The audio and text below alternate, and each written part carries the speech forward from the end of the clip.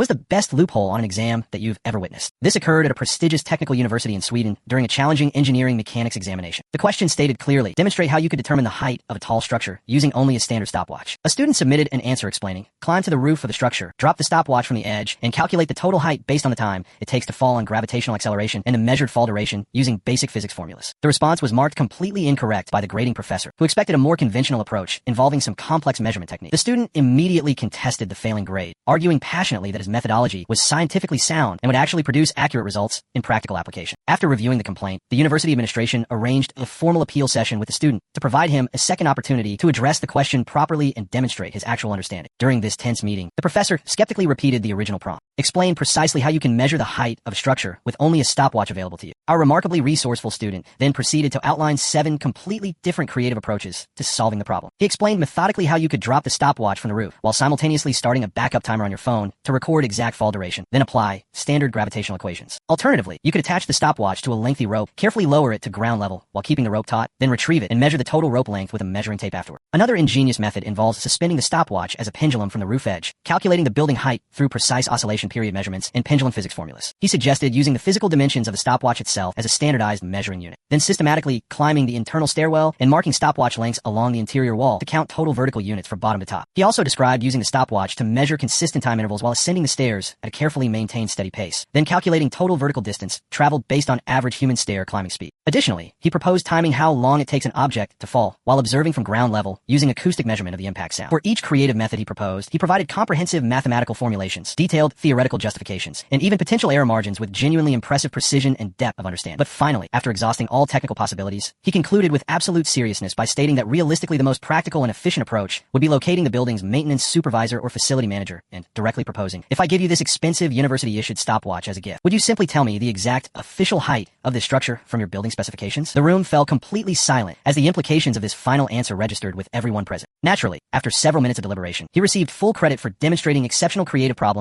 solving abilities and comprehensive understanding of multiple measurement principles and practical reasoning. But here's what made this story legendary. The student's actual name was Frederick Lindberg, who eventually became internationally renowned for his revolutionary contributions to structural engineering optimization and non-conventional measurement systems. He received multiple prestigious international awards for innovation in applied physics throughout his distinguished 40-year career, and this exam incident was frequently referenced in his biographical materials. The examining professor, Dr. Anderson, later publicly admitted during academic conferences that this single response fundamentally transformed how he evaluated student creativity versus conventional algorithmic thinking for the remainder of his teaching career. He began incorporating Lindbergh-style open-ended problems into all his examinations, specifically designed to reward innovative thinking. Sometimes the most brilliant minds aren't the ones who follow prescribed instructions precisely, but rather those who recognize that complex real-world problems rarely have singular correct solutions and often require thinking creatively beyond established methodologies and academic expectations. Patience.